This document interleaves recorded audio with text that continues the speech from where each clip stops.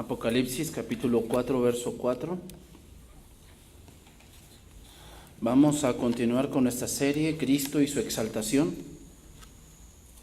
Este es el tema número 25 de esta serie. El tema de esta tarde-noche es la descripción.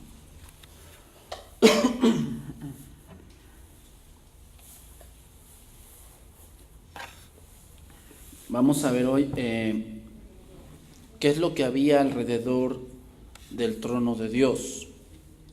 Vamos a tratar de entender lo que esto significa y el por qué está ahí. ¿Ok? Apocalipsis capítulo 4, verso 4.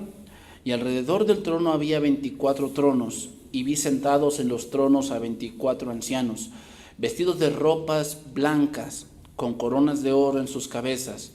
Y del trono salían relámpagos y truenos y voces, y delante del trono ardían 7 lámparas de fuego, las cuales son los 7 espíritus de Dios. Y delante del trono había un mar de vidrio, semejante al cristal. Y junto al trono y alrededor del trono, 4 seres vivientes llenos de ojos delante y detrás. El primer ser viviente era semejante a un león, el segundo era semejante a un becerro, y el tercero tenía rostro como de hombre, y el cuarto era semejante a un águila volando. Y los 4 seres vivientes tenían cada uno 6 alas alrededor, y por dentro estaban llenos de ojos. Y no cesaban día y noche de decir: Santo, santo, santo es el Señor Dios Todopoderoso, el que era, el que es y el que ha de venir. Hemos hablado, hermanos, que Juan fue transportado al cielo, fue llevado allá, vio una puerta en el cielo y dijo: sube acá. Dios le mandó y él automáticamente se encontró en el Espíritu en el cielo.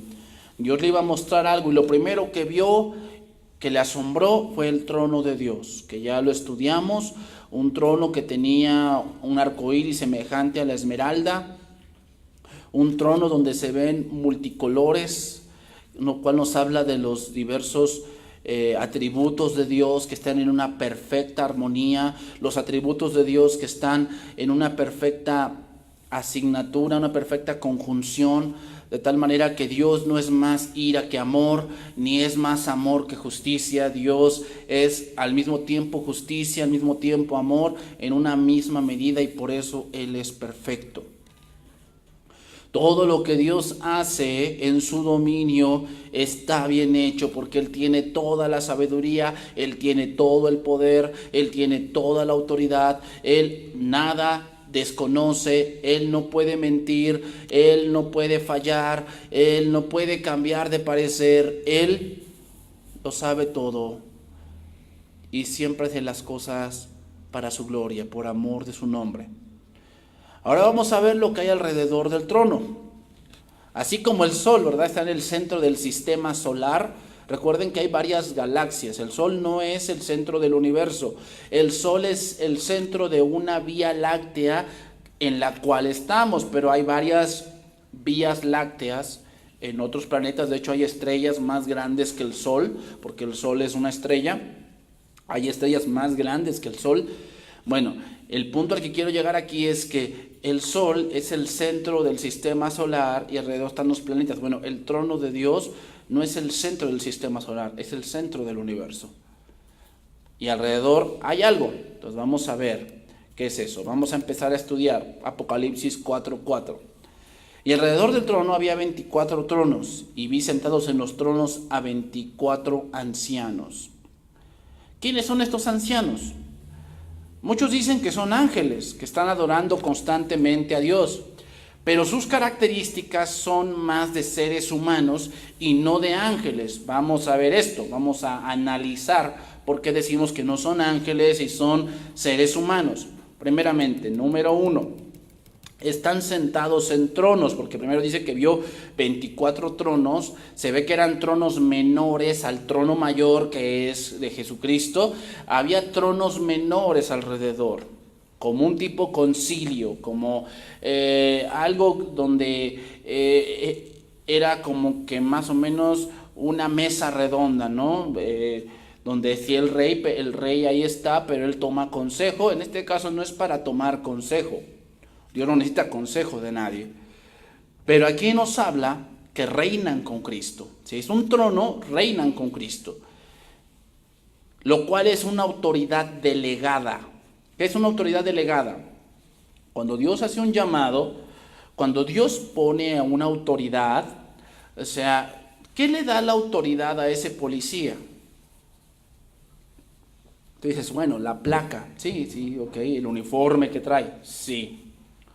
Pero hay algo detrás, hermanos, intrínseco en el ser humano, que cuando ve la autoridad, algo hay que la respeta o se revela. ¿Quién puso eso? Dios. Cuando tú estás, no sé, en un trabajo y te presentan al patrón, inmediatamente hay algo en nosotros como de respeto, como de que no ir más allá de lo que es permitido. ¿Por qué hacemos eso? Bueno, intrínsecamente Dios nos ha puesto esa parte de respetar la autoridad. ¿Qué? ¿De dónde viene la autoridad de los padres? No es solamente porque ellos te tuvieron o porque ellos vieron por ti de pequeño o porque ellos te dan casa. No. Hay una autoridad delegada de Dios. Por eso dice la palabra que aquel que resiste la autoridad a Dios resiste. ¿Por qué? Porque hay una autoridad delegada de parte de Dios a aquellos que han sido puestos, ya sea un juez, ya sea un policía, ya sea un pastor, ya sea un padre de familia, una madre de familia, tienen una autoridad delegada. Ahora, en ninguna parte de las Escrituras vemos a ángeles sentados en tronos. No se menciona en la Biblia eso. Ni que estén gobernando algo. No se menciona eso. Y de hecho, la promesa de sentarse con Cristo está hecha a un ser humano. Apocalipsis 2:26. Dice, al que venciere y guardare mis obras hasta el fin, yo le daré autoridad sobre las naciones. ¿A quién le está hablando? A una iglesia, y la iglesia es de seres humanos. Y las regirá con vara de hierro, y serán quebradas como vaso de alfarero, como yo también la he recibido de mi Padre, y le daré la estrella de la mañana. Apocalipsis 3:21. Al que venciere, le daré que se siente conmigo en mi trono, así como yo he vencido, y me he sentado con mi Padre en su trono. Entonces, aquí hay un punto importante. ¿Quiénes están sentados en esos 24 tronos? Ángeles no son. La primera cosa, ¿por qué? Porque no se menciona a ángeles reinando. Siempre se menciona a alguien que va a reinar o que va a tener autoridad como un ser humano. Número 2, otro punto. La palabra griega para ancianos es una palabra no para ángeles. La palabra griega aquí utilizada es la palabra griega peribalo. Peribalo. Y significa investir. Investir. Hoy donde se ve mucho esto es en Inglaterra. Todavía la reina de Inglaterra inviste, ¿qué quiere decir? Hace caballeros a algunos que son privilegiados. No toma una espada y le pone sobre los hombros y entonces ya es un caballero de la reina. Eso se acostumbraba en el siglo XIV. Ahora, ¿a qué se refiere? Bueno, entonces esta palabra no se puede investir a un ángel. La palabra griega da la idea, hermanos, de recibir una investidura, es decir, un nombramiento. ¿Recuerdas ese pasaje que Jesús dijo cuando dijo, mirad los lirios y las flores que no hilan? Sin embargo, ni aun Salomón, que se vistió, ese es peribalo, como uno de ellos. Además, ¿cómo se podría llamar a los ángeles ancianos si ellos no envejecen?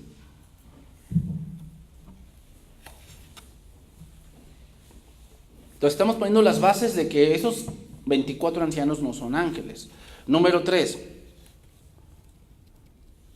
Los ángeles tienen, pero no reciben ropas blancas.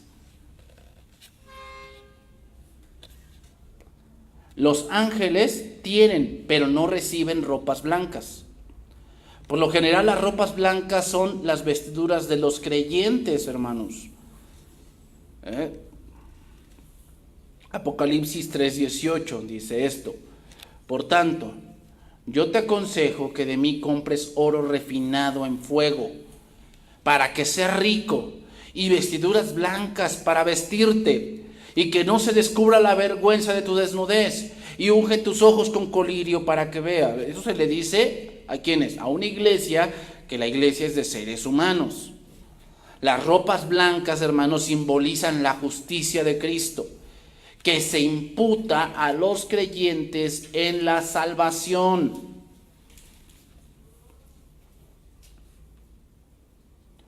También adivina quién utilizaba vestiduras blancas. Los sacerdotes utilizaban ropas blancas para ejercer el ministerio del tabernáculo. ¿Y los sacerdotes qué eran? Seres humanos.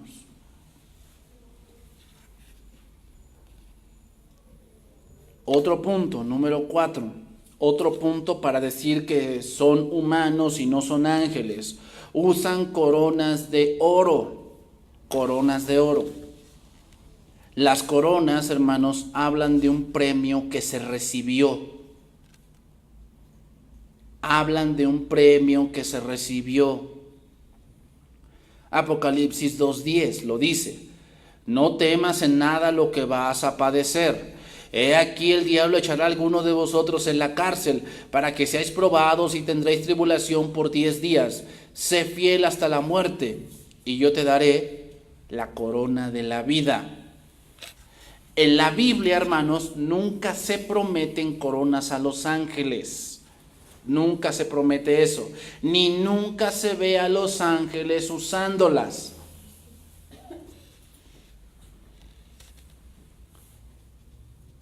Pero a los creyentes se les prometen coronas.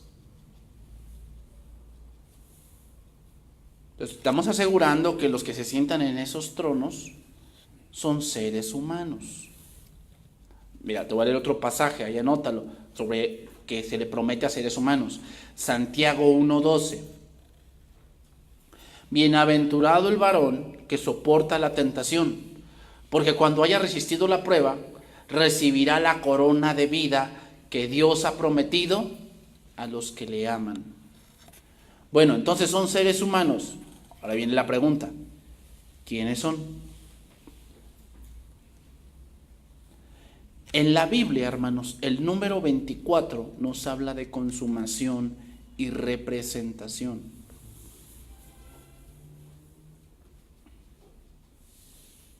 Los 24 ancianos representan la palabra consumada, la cual alimenta a la iglesia.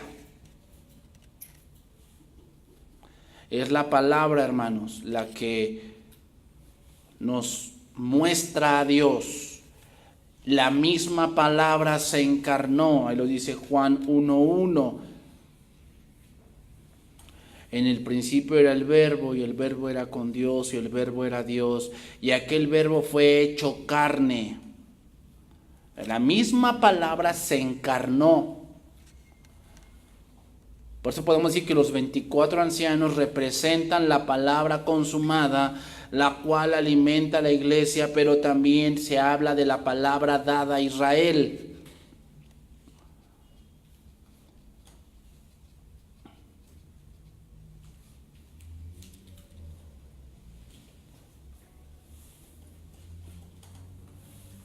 Con todo esto, hermanos, con toda esta información podemos concluir así. No estoy diciendo que así sea. Podemos concluir con todo esto que hemos visto, que habla de las 12 tribus y los 12 apóstoles, porque a través de las 12 tribus vino la ley, y a través de los 12 apóstoles que vino el Nuevo Testamento.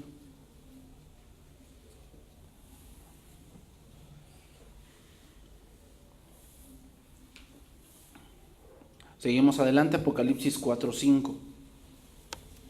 Dice ahí: y del trono salían relámpagos y truenos y voces, y delante del trono ardían 7 lámparas de fuego, las cuales son los 7 espíritus de Dios. Los relámpagos, hermanos, aquí que dice relámpagos y truenos, están asociados con la presencia de Dios.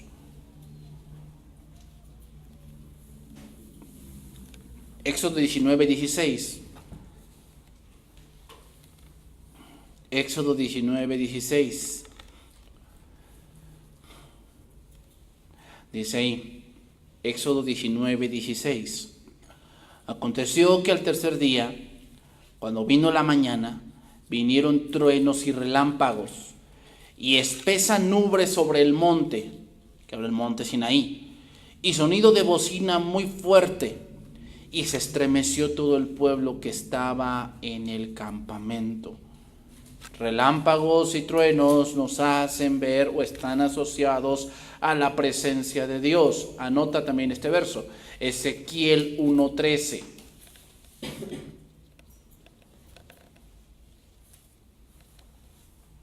Dice ahí, cuanto a la semejanza de los seres vivientes, su aspecto era como de carbones de fuegos encendidos, como visión de jachones encendidos que andaban entre los seres vivientes, y el fuego resplandecía y del fuego salían relámpagos. Los relámpagos, hermanos, nos hablan de que Dios va a hacer algo. En el capítulo 19 es la antesala a los 10 mandamientos.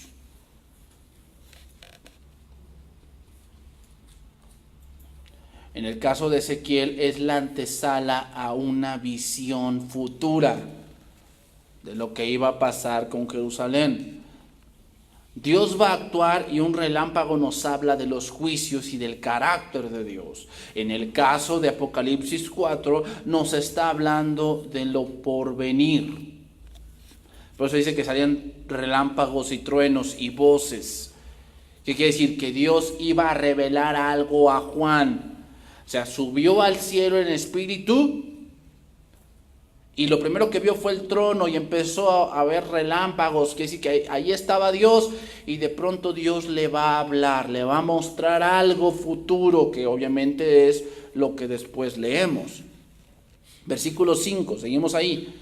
Y delante del trono ardían 7 lámparas de fuego, las cuales son los 7 espíritus de Dios. Y delante del trono había como un mar de vidrio semejante al cristal. Juan ahora ya vio algo, ahora delante, ya vimos el trono, lo que había alrededor, ahora vamos a ver lo que hay enfrente.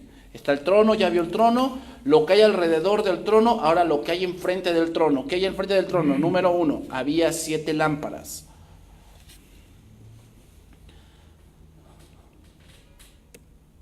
Estos no son los candeleros, hermanos, estos no son los candeleros que se mencionan al principio, que vimos en Apocalipsis capítulo 1, cuando dice que los candeleros son las 7 iglesias. Estos candeleros no son esas 7 iglesias, estamos hablando ya de otra cosa. Ya que estas lámparas, hermanos, que había delante del trono eran antorchas, no eran en sí candeleros, eran antorchas. Y que emitían la luz intensa. Y nos dice que son los 7 espíritus de Dios. Aquí 7 espíritus de Dios no se refiere a que el Espíritu Santo tenga 7 espíritus. No se refiere a eso, se refiere a que el Espíritu Santo opera de 7 maneras. Pero no son 7 espíritus. Recuerden que en la palabra espíritus tiene que ver con muchas cosas, no solamente con algo inmaterial, sino espíritus a veces significa conducta, se refiere a pensamientos, se refiere a intenciones también. Los 7 espíritus de Dios nos hablan de la perfección del Espíritu Santo, de su plenitud.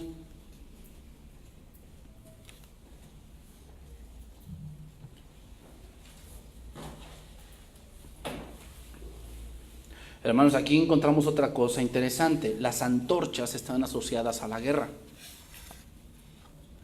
Las antorchas están asociadas con la guerra. En Jueces 7:16 dice esto: y repartiendo los 300 hombres en 3 escuadrones, dio a todos ellos trompetas en sus manos y cántaros vacíos con teas ardientes dentro de los cántaros. Versículo 20, Jueces 7:20, estoy leyendo Jueces 7:20. Y los 3 escuadrones tocaron las trompetas y quebraron los cántaros, tomaron en la mano izquierda las teas y en la derecha las trompetas con que tocaban y gritaban por la espada de Jehová y de Gedeón. Las antorchas, hermanos, son o están asociadas a la guerra. Aquí el capítulo que te leí, Jueces 7:20, o el capítulo 7, habla de la guerra que tuvo Gedeón y con la cual venció sin tener una gran guerra en el sentido de cuerpo a cuerpo, sino con eso de las teas y los cántaros rotos, dice que se empezaron a matar entre ellos.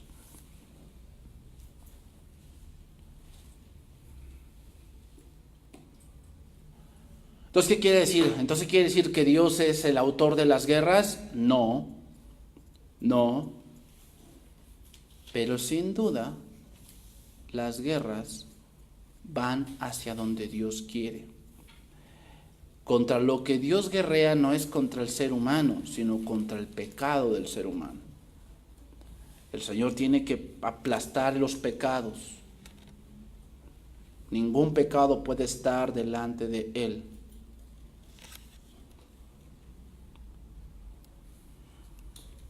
Sigue diciendo Apocalipsis 4:6. Seguimos ahí. Y delante del trono había un mar de vidrio semejante al cristal. Otra vez, semejante. Este mar, hermanos, es metafórico. No hay mar en el cielo. Es algo metafórico. Entonces, ¿qué vio Juan? La base del trono de Dios, es decir, la calzada. Es decir, está el trono en alto y va bajando las gradas, y la calzada, lo que está abajo, era semejante al vidrio. ¿De qué nos habla esto? La santidad de Dios. Nadie puede estar delante de Dios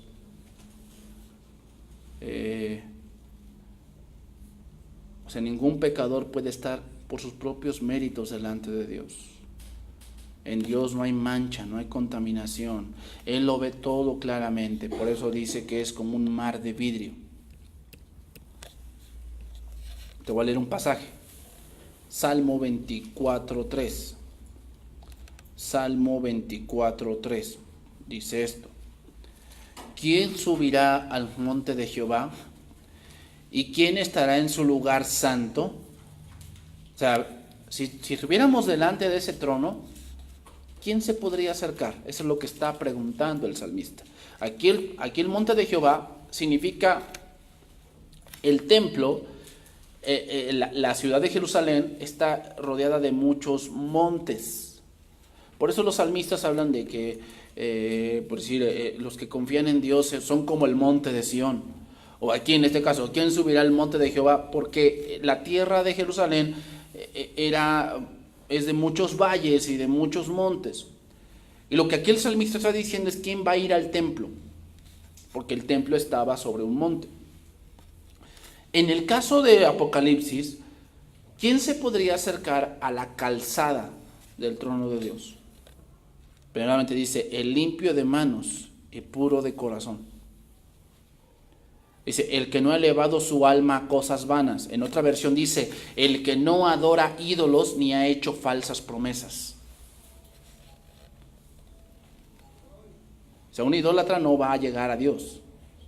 Eso es obvio, no va a llegar. ¿Por qué? Porque el mar de cristal va a reflejar lo vano que Él es. Sigue diciendo el versículo 5, Salmo 24:5. Él recibirá bendición de Jehová y justicia del Dios de salvación. Dice, tal es la generación de los que le buscan, de los que buscan su rostro, oh Dios de Jacob. Entonces, para acercarnos al trono de Dios, las escaleras para llegar ahí es la santidad. Por eso, hermanos, cuando el hombre está en pecado, no entiende propósitos de Dios. Porque la manera en que Dios le va a hablar es limpiando su mente y su corazón de las cosas que a Dios no le agradan. Recuerden que santidad no es que no falles, santidad significa apartarse más y más del pecado. ¿Qué quiere decir entonces? ¿Que voy a buscarme un trabajo donde haya cristianos?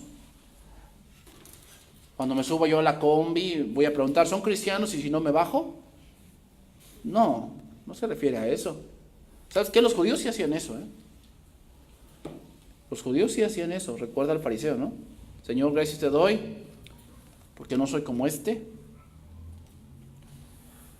Y yo hago esto y hago el otro. Un judío, hoy en la actualidad, ahora da gracias por 3 cosas. Número 1, porque es judío. Porque ellos se creen superiores, ¿eh? Él da gracias porque es judío. 2, por las bendiciones que Dios le da. Y 3, por no ser mujer. Por eso da gracias. Pero la manera en que nos acercamos a Dios es a través de la santidad. Es decir, apartarnos de aquello que si Dios dice que no, es no. Y apartarnos. Eso es la santidad. Recordemos algo, hermanos, y aquí voy a poner un principio. La adoración es un momento en que Dios examina tu corazón. En la adoración nos damos cuenta cómo andas espiritualmente. No es necesario hablar contigo. La adoración a Dios es el termómetro en el cual vemos si estás con Dios en comunión o de verdad estás muerto. Una persona que no tiene comunión con Dios no quiere adorar a Dios. Piensa que no es necesario, que Dios no se lo merece. Y recordemos que adoración no solamente es cantar.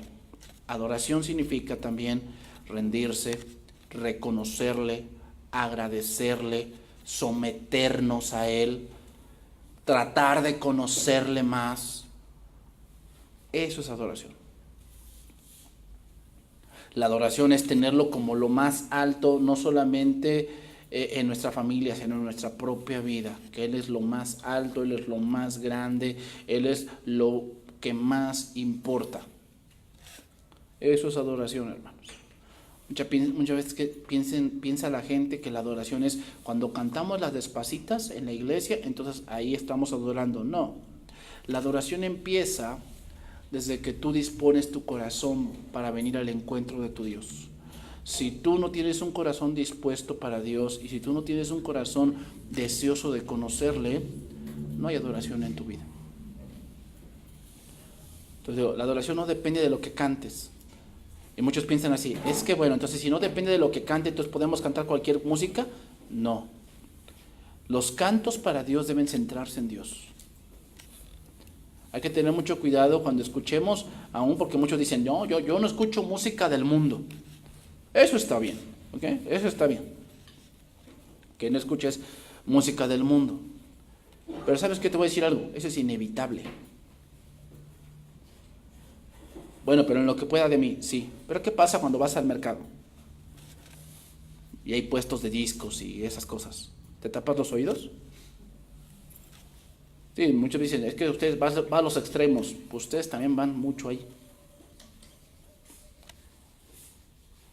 ¿Qué hacemos cuando vas a los 15 años de tu prima, de tu sobrina o de tu tía que ya va por la 3ª vuelta? ¿No? ¿Qué hacemos ahí? ¿Te tapas los oídos para que no escuchen ninguna música? Hermanos, hasta en esto tenemos que tener discernimiento. Incluso hay muchos que son cristianos que no adoran a Dios. Y decimos, es que pues, es de un grupo cristiano. Eso no lo dice todo. Podrás ser de un grupo cristiano y no adorar a Dios.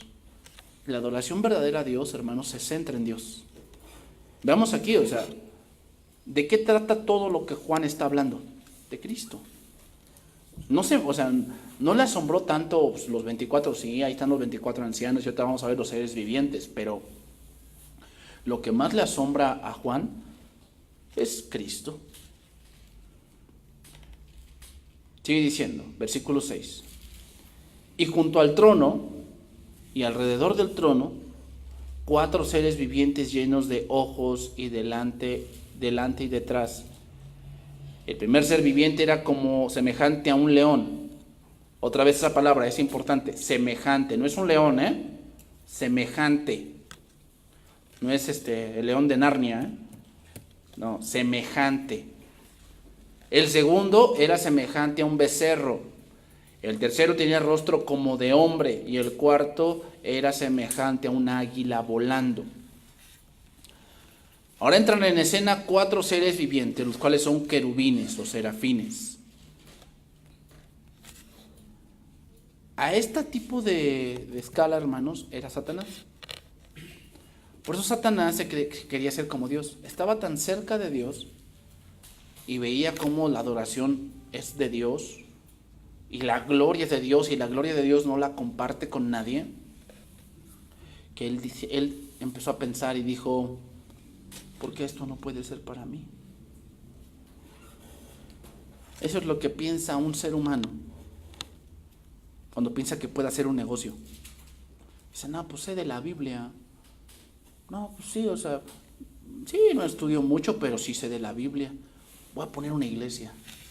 Es como que le quiere robar la gloria a Dios, porque en la iglesia se debe adorar a Dios, no a Él. Isaías 6:1.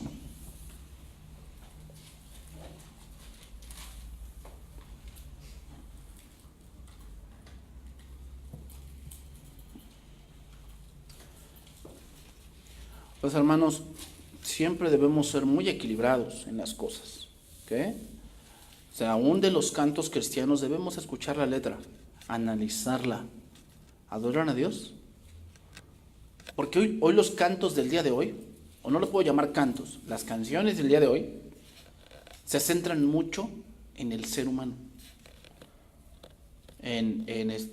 Yo estoy triste, y entonces el Señor viene y me abraza y me consuela y me dice que Él me va a sacar adelante. Eso en cierto punto es verdad. Pero ahora vamos a poner un punto aquí en claro. La tristeza puede venir de varias formas o consecuencia de algo. Por decir, si la consecuencia viene por pecado, o sea, si la tristeza viene por pecado, ¿crees que Dios va a venir a decirte, ay, pues eres pecador, pues vente, mijito, aunque estés así, pues ya te voy a levantar? No, hay una condición para eso. O sea, sí va a venir Dios así, pero hay una condición para eso. ¿Cuál? Arrepentirse. Eso no lo hablan.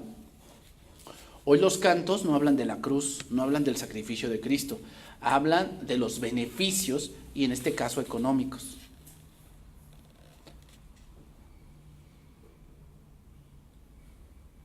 Entonces, ¿te das cuenta? Hay muchos cantos disque cristianos que se centran en el hombre y no en Dios mismo.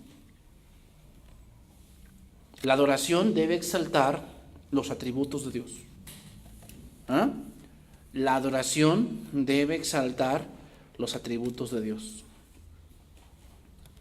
No sé si tú has visto una imagen en las redes sociales. Yo lo he visto muchas veces y me pongo a razonar y digo, eso no es verdad. La escena es así, está la imagen y está una niña llorando porque la abandonó no sé quién, no sé si el novio, la mamá o eso, y sale Jesús y llora también con ella y le dice, lo voy a arreglar, hija. ¿Tú piensas que Dios es así? Imagínate que la niña está llorando porque el novio del mundo la dejó. ¿Tú piensas que Dios lo va a arreglar? ¿Te das cuenta hasta dónde llega la gente con ese tipo de razonamientos tan absurdos? Eso no es verdad. Dios es el soberano y Él ya dejó escrito lo que debemos hacer. Isaías 6:1. En el año que murió el rey Usías, vi yo al Señor sentado sobre un trono alto y sublime, y sus faldas llenaban el templo. Mira, aquí Isaías, es interesante cómo lo narra. Dice, en el año que murió el rey Usías era un rey muy amado por Israel y fue un rey muy bueno. Pero fue tan bueno este rey que la gente lo idolatraba. Y uno de ellos era Isaías. Idolatraba a ese rey. ¿Por qué precisamente cuando este rey muere, Dios se le aparece? Porque mientras no quites el ídolo que hay en tu corazón, no vas a entender lo que Dios quiere de tu vida. ¿Qué pasó por la idolatría de Israel? Siempre estuvo dando vueltas. La idolatría nunca te va a llevar a ningún lado. Siempre te mantendrá dando vueltas y vas a perder la vida y así te vas a quedar. Por eso hay gente que no va más allá y no entiende más cosas. ¿Por qué? Hay idolatría en su corazón. Y hasta que no mate eso, no va a ver a Dios. Dice aquí: vi yo al Señor sentado sobre un trono alto y sublime, y sus faldas llenaban el templo. Y por encima de él había, ¿qué? Serafines. Habla de los seres vivientes. Cada uno tenía 6 alas. Con 2 cubrían sus rostros, con 2 cubrían sus pies y con 2 volaban. Y el uno al otro daban voces diciendo: Santo, Santo, Santo, Jehová de los ejércitos, toda la tierra está llena de su gloria. ¿Dónde están estos querubines o serafines? Alrededor y junto al trono. Están ahí. Esto nos quiere decir que están o son los más cercanos al trono.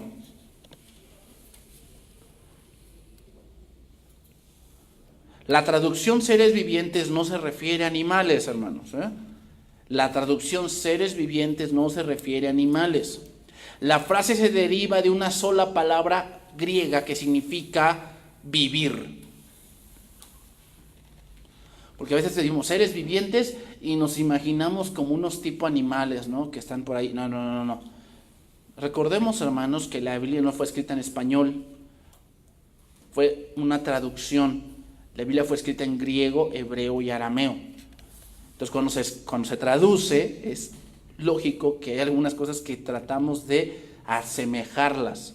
Seres vivientes aquí viene de una palabra griega, son, o sao. De ahí viene la palabra griega, zoe. Cuando dice, yo he venido para que tengan vida y la tengan en abundancia. Y cuando dijo Cristo, vida, es la palabra griega, zoe, que significa la vida de Dios. Aquí seres vivientes viene de una palabra griega, son, con Z, y significa vivir, vida. El querubín en la Biblia, hermanos, es símbolo de la santidad suprema de Dios.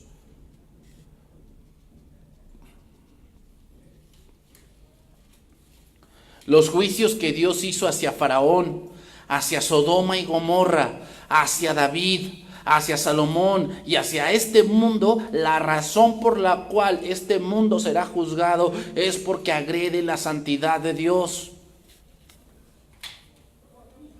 Todo pecado es contra Dios y como Dios es eterno, tiene que juzgarlo eternamente porque agreden su santidad. Por lo tanto, entendemos aquí algo, hermanos, que aún los juicios que leemos, que a veces parecen terroríficos y parecen espeluznantes y parecen que son juicios tan terribles, son justos y son santos.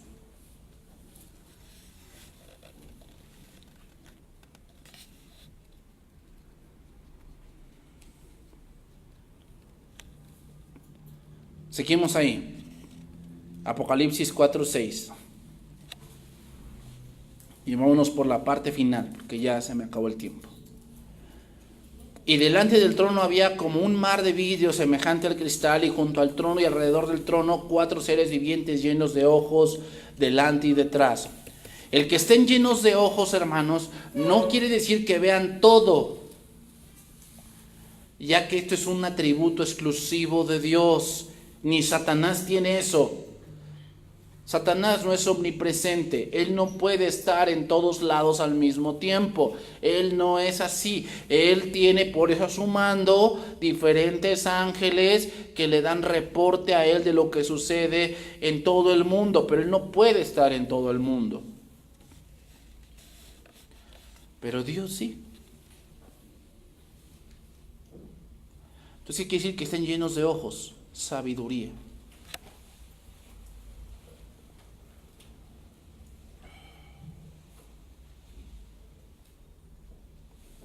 ¿Qué quiere decir? Que todo lo que tiene que ver con su deber no escapa de sus ojos.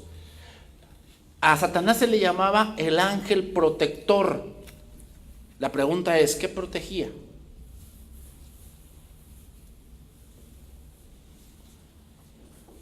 Se dice que cuando Satanás fue creado, los tamboriles y las arpas fueron escuchadas en su creación. ¿Qué quiere decir esto? Que Satanás era un director de alabanza. ¿Sabes por qué entonces? ¿Por qué la música es una de las armas favoritas del demonio? ¿Sabes por qué? Porque él sabe distorsionar esas cosas.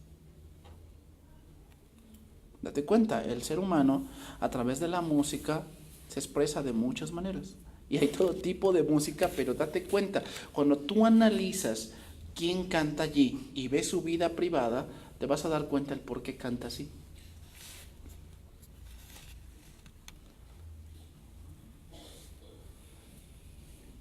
Entonces, ¿qué protegía Satanás? La adoración a Dios. Eso era lo que él protegía. ¿Cuál era su deber? Tenía que ver que todos adoraran a Dios. Ese era su deber. Entonces, estos querubines tienen un deber. ¿Cuál es? No se sabe. Pero todo lo que respecta a su deber no escapa de sus ojos. Eso significa. Entonces, ¿por qué debemos pedir sabiduría? Para hacer nuestro deber. Salomón pidió sabiduría porque ¿cuál era su deber? Dice, tu pueblo es grande. Dame sabiduría para saber juzgar a tu pueblo. Anteriormente no había juzgados. Cuando había un asunto del pueblo, ¿sabes a dónde lo llevaban? Con el rey. Y vemos un ejemplo, ¿no? Una mujer, dos mujeres vinieron, que tuvieron un hijo el mismo día, y una se durmió sobre él y lo ahogó. Y entonces de noche le cambió el hijo a la otra, y vinieron las dos al rey y le dijeron, ese hijo es mío, pero él me lo hurtó. Y él dice, no, el tuyo es el muerto y el mío es el vivo. Entonces Salomón se quedó mirándolas cómo se peleaban. Ya te imaginarás la escena, ¿no? Pues son mujeres, se arrebatan la palabra y toda la cosa, y se dicen que no sé qué, y de que se van a morir. Y Salomón ahí viéndolos, ¿no? Entonces dijo, esta mujer dice que es el suyo, y esta también dice que sí. Ah, pues bueno, ¿quién le dio esa sabiduría para decir, bueno, traigan una espada y lo vamos a partir por la mitad? ¿Te das cuenta? ¿Para qué pidió sabiduría? ¿Para saber mucho? Para cumplir con su deber. Cuando tú pides sabiduría es para cumplir con tu deber. Hay cosas que son nuestro deber hacer. Y hay que pedir sabiduría para que lo hagamos bien. Terminamos con esto. Apocalipsis 4:7. Aquí da apariencias, ¿verdad? De cómo son estos seres vivientes. Te voy a dar dos o tres formas de interpretar esto. Número 1, león. Dice que tenía semejante a león. Vamos a ver una descripción aquí con relación al mundo creado. Al mundo creado, esa es la primera cosa. Relación al mundo creado. León representa a los animales salvajes, como el lobo, la pantera, ¿ah? Son animales salvajes. El tigre de Bengala, ¿ok? Número 2, el becerro significa los animales domésticos. Ahí hablamos de las vacas, hablamos pues, obviamente de los asnos, los pollinos. animales que han sido domesticados. Número 3, el águila, a las criaturas que vuelan. ¿Ah? También en los animales salvajes incluimos a los tiburones.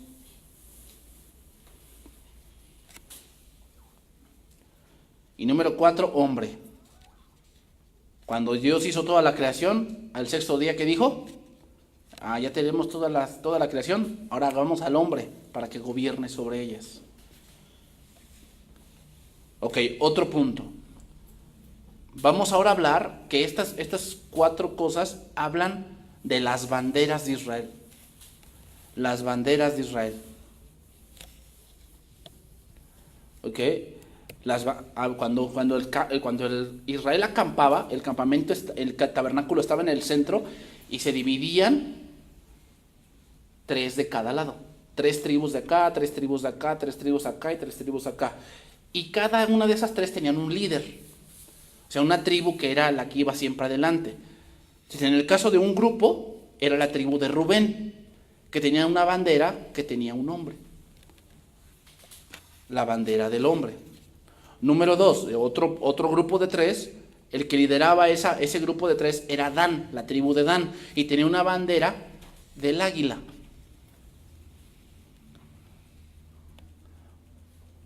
Otro grupo de 3 tenía la tribu que lideraba ahí, era la tribu de Efraín, y tenía una bandera de becerro o de buey.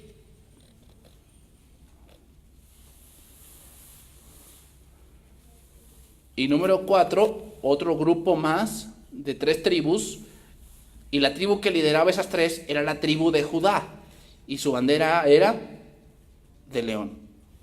Esa es la que más conocemos, ¿no? El león de la tribu de Judá, la raíz de David, ahí nació David, de la tribu de Judá, y de ahí viene el Cristo. Y número 3, el último punto de simbolismo, y aquí vamos a terminar, los 4 evangelios. Los 4 evangelios, ¿verdad? Número 1, el león. Es el evangelio de Mateo, quien presenta a Cristo como rey. ¿Verdad? Dicen que el león es el rey de la selva, ¿verdad? Número 2, el becerro, el evangelio de Marcos, quien presenta a Cristo como el siervo perfecto. Número 3, el hombre, es el evangelio de Lucas, quien presenta a Cristo como el hombre perfecto. Y número 4, el águila, el evangelio de Juan, quien presenta a Cristo como Dios encarnado. El águila es uno de los animales, hermanos, que vuela muy alto. Eso nos habla de que Jesús es el alto y sublime.